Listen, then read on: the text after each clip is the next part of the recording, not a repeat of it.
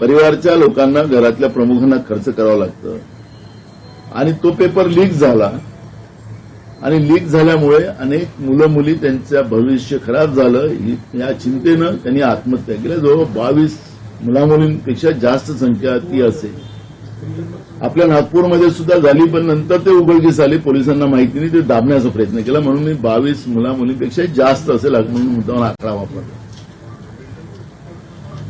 कोणाचाही मुलगा असो, कोणाची मुलगी असो, ते देशाचं भविष्य आहे आणि देशाच्या भविष्याबद्दल जो राग या मस्तावलेल्या मोदी सरकारमध्ये पाहिला गेला, भाजपमध्ये पाहिला गेला आणि त्या दृष्टिकोनातलं हे सगळं चित्र आज आपण देशभरामध्ये पाहतोय. म्हणजे देशामध्ये आपल्याला 75 वर्ष आपण लोकशाही मिळून आपण ही लोकशाही साजरी करतोय. 75वी देशाच्या कुठल्याही प्रधानमंत्र्याला या पद्धतीचं लहान लहान मुलांनी बोललं गेलं नसेल, सार्वजनिक रूपाने बोललं गेलं नसेल. ते जंतर मंतरवर आपण पाहतोय की कुठल्या लेवलवर जाऊन ती मुलं मुली आपला राग व्यक्त करतात आहे. आणि म्हणून अशा या परिस्थितीत या मुला मुलींना रस्त्यावर सोडायचं नाही आणि ते जे आहे जिथं राहुलजी का नाही गेले असा सवाल ते विचारतात. त्याला पॉलिटिकल धार द्यायची नव्हती, नाही तर यांनी म्हटलं असतं ते काँग्रेसचं आंदोलन, म्हणजे त्याला पक्ष टाकलं असतं. म्हणून राहुलजी तिथं गेले नाही. आणि आमच्या देशातलं भविष्य, आमच्या देशातली मुलं मुली त्या ठिकाणी रस्त्यावर आहेत आणि म्हणून त्यांच्यासाठी ही लढाई आम्ही लढू अशा पद्धतीची भूमिका राहुलजींनी घेतली. आणि आज देशभरामध्ये शांततेनं, कारण की आम्ही महात्मा गांधींच्या विचारसरणीला जोडले गेलेलो आहोत, आम्ही गोडशाच्या भूमिकेला नाही. आणि म्हणून शांततेनं, अहिंसेनं हा मार्ग कसा चांगला निघेल यासाठी शांततेनं पूर्ण देशभरात आज प्रत्येक जिल्ह्यात कॅन्डल मार्च काढण्याचा निर्णय अखिल भारतीय काँग्रेसने केलेला आहे. आम्ही या तरुणाईंबरोबर आहोत.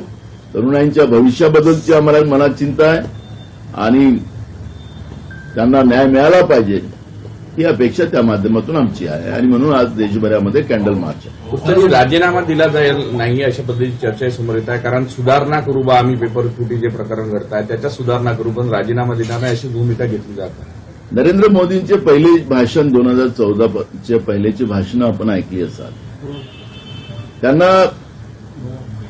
त्यांनी जे काही मुद्दे मांडले त्याच्यात हा पेपर फुटीचाही मुद्दा होता.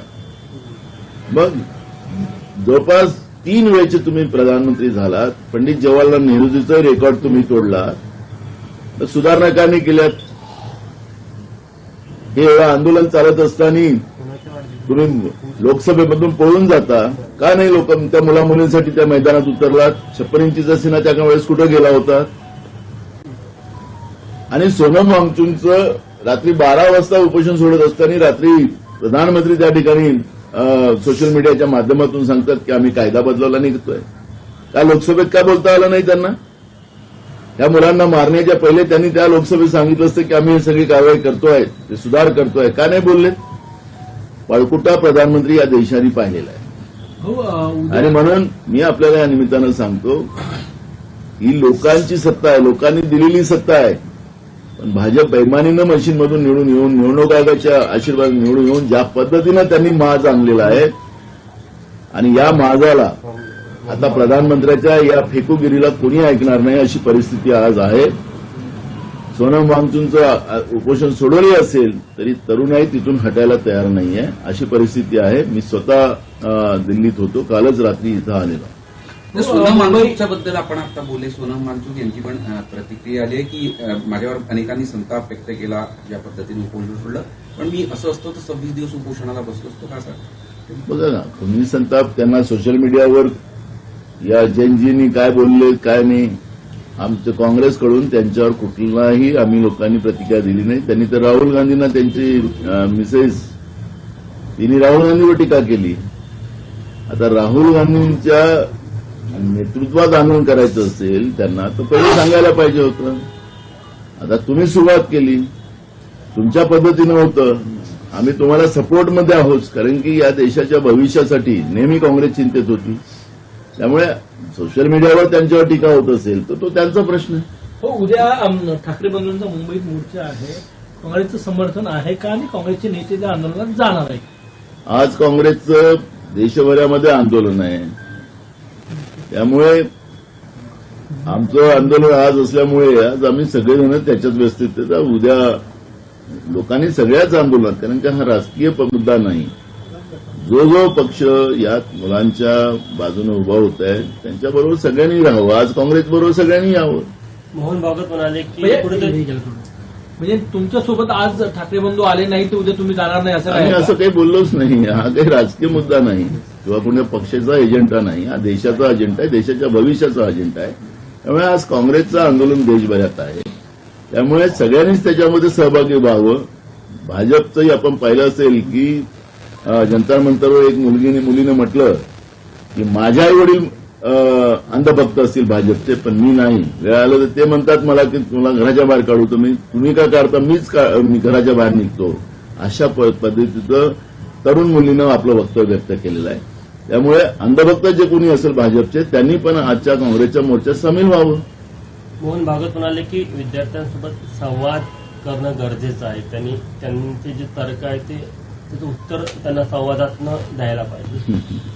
ते राम मंदिरमध्येच गुंतलेले आहेत आता सध्या त्या चंद्यामध्ये. त्यामुळे इतका उशिरा त्यांनी आज बोलावं हा चर्चेचा विषय आहे. पेपर फुटूमुळे तुम्हाला वाटत नाही का ते सरकारपेक्षा यांचं समर्थन करताना दिसतात तरुणांचं?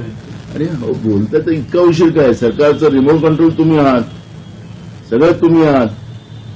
पोरांचं जे नुकसान झालं, पोरांनी आत्महत्या केल्या तुमच्या नागपूरमध्ये केल्या, मग तुम्ही इतके दिवस शांत का आहात? आणि म्हणून राम मंदिरांचा चंदा आणि चंद्याच्याच गोळामध्ये तुम्ही राहिलात हे आता त्याच्यातून सिद्ध झालेलं आहे. इतक्या दिवसानंतर तुम्ही बोलतात तर तुमच्या बोलण्याला अर्थ काय हा प्रश्न या निमित्ताने निर्माण झालेला आहे.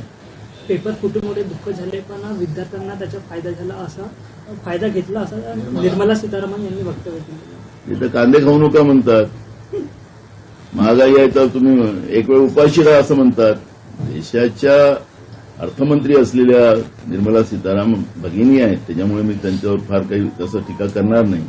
पण एक गोष्ट लक्षात ठेवली पाहिजे की तुम्ही एका संविधानिक महत्वाच्या पदावर आहात आणि नुकसान काय झालं मुला मुलींचं, त्यांच्या आईवडिलांचं आर्थिक नुकसान काय झालं नीटच्या परीक्षेचा पेपर लीक झाल्यानंतर, याचं तुम्हाला थोडी काळजी असती तर तुम्ही हे सगळं पाप त्याच वेळेस संपवायचं कसं याचा प्रयत्न केला असता. त्यामुळे आता तुम्ही सोशल मीडियावर जा, निर्मला सीतारामच्या या वाक्यावर मुलांनी मुलींनी कुठल्या लेवलवर जाऊन प्रतिक्रिया दिलेल्या आहेत ते थोडं बघितलं म्हणजे मला प्रतिक्रिया द्यायची गरजच नाही. लोकसभा निवडणुकीला अजून 3 वर्ष आहे, त्यामुळे सध्याच्या आंदोलनाचा काही फार परिणाम होणार नाही. चंद्रशेखर बावनकुळे परवाच्या दिवशी म्हणाले. असं मला वाटतं की आम्हाला कोण मरतंय, कोणाचा मुलगा मरतंय, कोणाची मुलगी मरतंय, कोणाचं भविष्य खराब होत आहे त्याचं घेणं नाही. आमची खुर्ची सही सलामत राहिली पाहिजे हा विचार त्यांनी प्रगट केलेला आहे. त्यामुळे त्यांच्या या लाईनवरही तुम्ही सोशल मीडियावर जा तर तुम्हाला त्यांच्यावर काय काय प्रतिक्रिया झालेली ते तुम्हाला कळतं. हे जन्मत आहे सोशल मीडियावर आपल्याला खऱ्या अर्थानं जन्मत त्या ठिकाणी कळतं. आणि मला असं वाटतं की जे कोणी भाजपचे मोठे नेते अशा पद्धतीने वक्तव्य करत असेल तर फक्त आमच्याबरोबर जंतर मंतरवर चला, म्हणजे माने असं बोला, मग काय होतं तिथं ते बघा.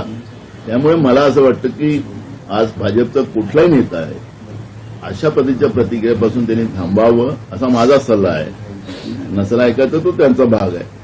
हे महाराष्ट्राचं राजकारण, मी देश पातळीवर तर वेगळ्या राज्यात वेगळं राजकारण, पण आम्ही जे काही आपले जे संबंध असतात त्यामुळे आज जे काही जी मानसिकता जी बिघडलेली आहे ते या नरेंद्र मोदीच्या सरकारच्या पापामुळे आहे. आणि सगळे तरुण आहेत देशभरातले हे आता रस्त्यावर उतरलेले आहेत. हे त्यांना नाकारता येत नाही. त्यांना 3 वर्षाच्या निवडणुकीची वाट पाहण्यापेक्षा नेपाळ अनेक राज्यात देशामध्ये ज्या पद्धतीनं लोकांनी खुर्च्या लोकांच्या कडून मारून हाकललं तशी परिस्थिती या देशात निर्माण होऊ नये याची काळजी भाजपने घ्यावी, नरेंद्र मोदीच्या सरकारने घ्यावी असं आमचं त्यांना विनंती आहे. दिल्ली पोलिसांकडून एक आकडे आले की जवळपास 2000 उपद्रवी तत्वांना तिथे ओळख पटलेली आहे, त्यापैकी 65 ते घायल झालेले आहे. आणि पोलिसांची संख्या त्यापेक्षा जास्त आहे की ते 130 पोलीस घायल झालेले. आता जे आंदोलनकारी आहे त्यांनी सरकारने जाहीर केलं हे आतंकवादी आहेत आणि आतंकवादासारखं त्यांना ट्रीट केलेलं आहे. त्यामुळे मला असं वाटतं की या देशाच्या तरुणाईंना आतंकवादी बोलणं हे किती मोठं पाप नरेंद्र मोदीचं सरकार आणि भाजप करतंय हे पाहायला लागतं. म्हणजे सरकारच्या विरोधात जो कोणी बोलेल तो आतंकवादी, तो शरी नक्षलवादी. मला कळत नाही या देशामध्ये की अण्णा हजारेंनी आंदोलन केलं होतं काँग्रेसच्या विरोधात. काँग्रेस लोकशाही मराठी ऐका, पहा, जागरूक रहा.